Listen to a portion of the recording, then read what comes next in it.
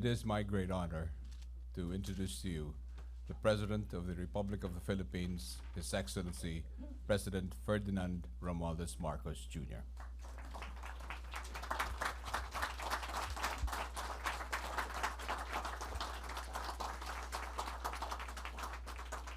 Thank you very much to our ambassador for performing his single job remarkably well.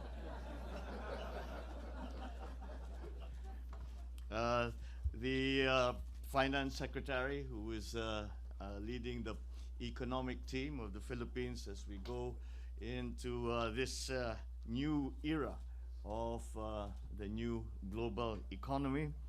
Finance Secretary Ben Jokno and the other members of the cabinet who you will be meeting later on. The House Speaker, the Speaker of our House of Representatives, Speaker Ferdinand Martin Romualdez. The similarities in our name are entirely coincidental, by the way.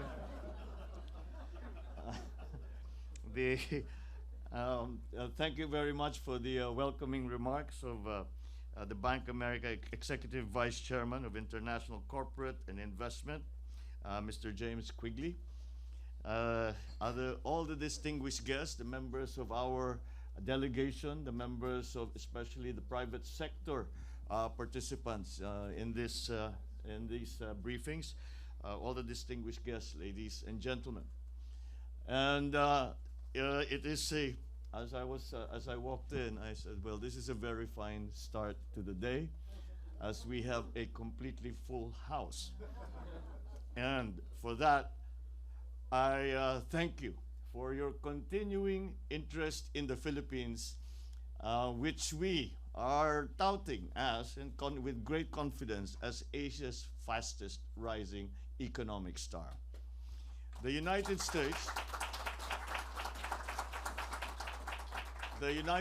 and the Philippines have had long, strong, and enduring ties in trade, commerce, development, and in all other aspects of relationships between two sovereign nations. As today, the U.S. is our third largest trading partner and fourth major source of foreign direct investment. As we slowly rebuild the Philippine economy for rapid growth, we have created an even wider space for mutually beneficial investments. The Philippines is a reliable host for international partnerships. The country's favorable business climate is shored up by the sound macroeconomic fundamentals and a clear roadmap for economic recovery and sustained growth. The country is on its way to a strong recovery from the pandemic and a robust, broad-based growth in the next 6 years. In fact, our projected economic performance in the medium term is expected to surpass our regional neighbors. To secure the Philippines' bright economic future, my government will swing the doors even wider for high-value investments from both the domestic and international business communities, with a sharp focus on broad-based job creation, the expansion of digital infrastructure, research, and development. More investments mean higher economic activity and more quality jobs, and then a better life for Filipinos. We have formulated a comprehensive 8-point socio-economic agenda that aims to dramatically cut poverty incidence and elevate the country to upper middle income status. Our socio-economic agenda charts out the government's policy and its different directions that it will use to tackle both near and medium-term priorities. In the near term, we will address the impact of growing inflationary pressures due to rising global prices of key commodities such as food and fuel.